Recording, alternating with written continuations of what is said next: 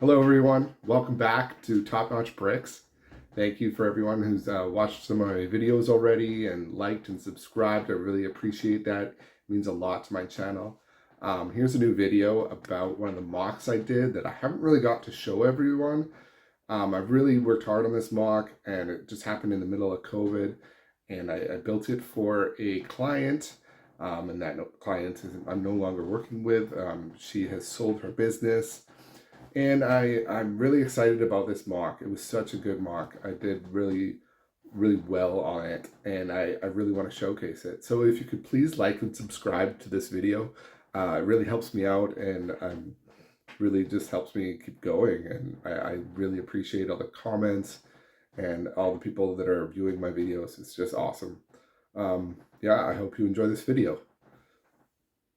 So here's my mock, everyone.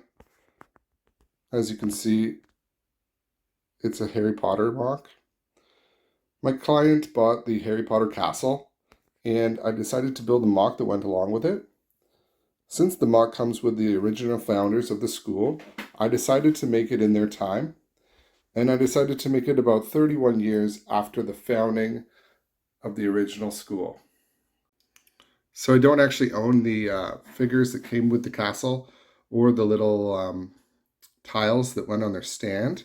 But I had the tiles of each house on this display that I made. And I kind of did some inverted brick there and put some of those Technic pieces in there and just some gold on it.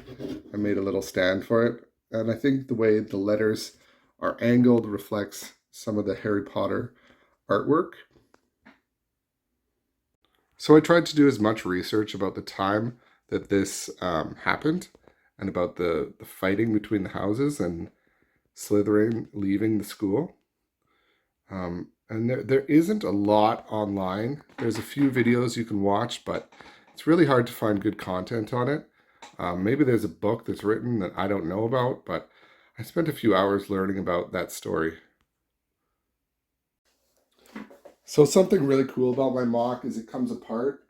It all detaches apart to make it easier for transferring and moving around. Even the bridge comes off. And it all comes apart into pieces so that, yeah, it's a lot easier to take around, put in boxes, take it to shows when I can. Hopefully this COVID ends soon. So I'm just going to remove the bridge now, and I'm going to show you some of the figures that I've made for this mock. So most of you know that the story of Hogwarts is that Slytherin leaves because they don't want people that are mudbloods to join the school. So I'll start off with House Gryffindor. Obviously we had the figures from the set in there, but this is the figures that I made. More of a medieval type theme since this year 1021. And those are the Gryffindor figures. So these are my Slytherin figures. I made quite a few more of them because it just made the battle look better, and they're the main antagonist. As you can see, I got some really cool minifigs here, mostly medieval based. And I really like how these turned out. They very much look like Slytherin type characters. So next up, we have the Humble and Fair Hufflepuff. There's less of these figures, but I did use some other figures like Luke Skywalker from episode 9 and Radagast from The Hobbit to join their team, as they are kind of wizards in a way. I really liked how the tournament night was used in this to just add that great Hufflepuff colors and the humble brown colors and gold, as you can see there. I like how these figures turned out. I just wish I had more to use. Lastly, I have the Wise and Cunning Ravenclaw house. I really liked how these figures turned out. They look really cool with the blue and the dark blue. Obviously, I used the old Wizard's hat on there. I really liked how I used the Black Falcon Knight body piece to kind of represent the Raven and Ravenclaw. And, you know, I really dig these figures. I think they turned out well, and I hope you like them all. So here's all my figures together. I hope you like them all. I put some work into them, and I think they turned out really well for this mock. If you want to copy my designs, feel free to. I don't mind. Yeah, happy to share.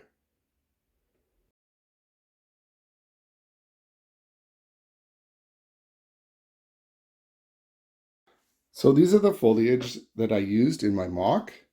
Obviously, this is a pretty basic one. It's the fern piece with the little leaf coming out the top, and I like how that looks.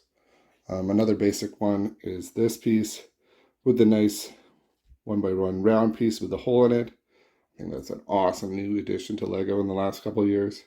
I love that piece. Obviously, another basic element that I used is this little bush, and I think that works well in a lot of these mocks that I use. One of my highlights of my mock is because Hogwarts is in Scotland, I wanted to use some of the Scottish foliage that they have near the castle. And so this is my representation of the Scottish thistle. And I think that works out really well for this mock. It looks really cool in there, and represents the location of this castle. Another element that I'm really happy turned out really well is these foxgloves. And you will see foxgloves in Scotland, and they are highly poisonous, but they look amazing. And I think they look really good in this mock. And it's kind of unique to this mock. I haven't really seen many people do foxgloves in Lego, and I am really proud of how that turned out. Hope you like them. So one feature that I really want to highlight is my trees. Obviously, you can see one here. I do have some other trees, but I didn't want to put them up. They don't look as good as this one, and they're a lot of work to put up. This is my favorite tree in the mock, and I really like how the roots turned out, and they kind of go into the ground. I really like the dark brown color. I like how the leaves hang off the tree, and I like my branches. I use some of those ball joint pieces to make the branches. They hang out, and they're really cool looking, and they bend. And this tree has a lot of character. Reminds me of the Whomping Willow tree, but it isn't. It's not that tree. It's its own entity. And I just love how it sits next to the river.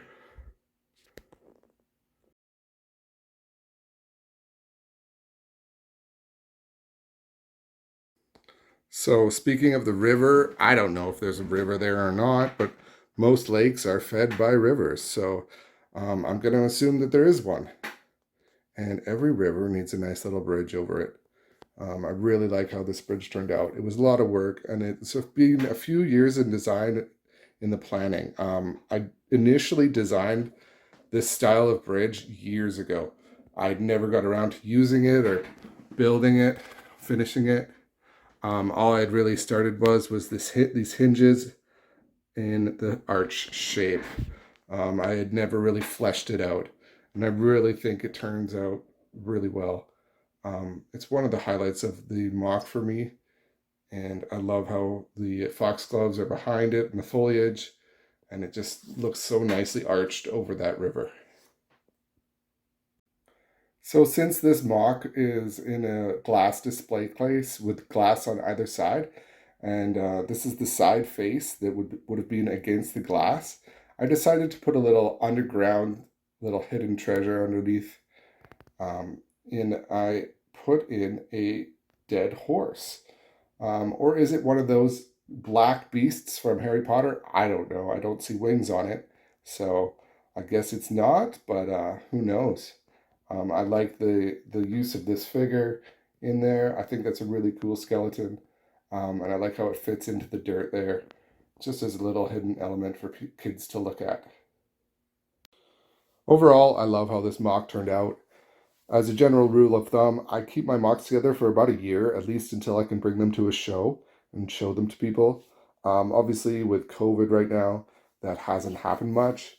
I'm hoping to keep this mock around for at least one more year and show it off a bit more. Maybe do something different with it, put some castle figures on there possibly, and just create new stories with it. So hope you like my video. Hope you like this mock. Please let me know what you think about it in the comments. Hope you like the foliage and the grass and some of the beach areas here. I think it turned out really well. Thank you so much, everyone. Hope you have a great day. Bye.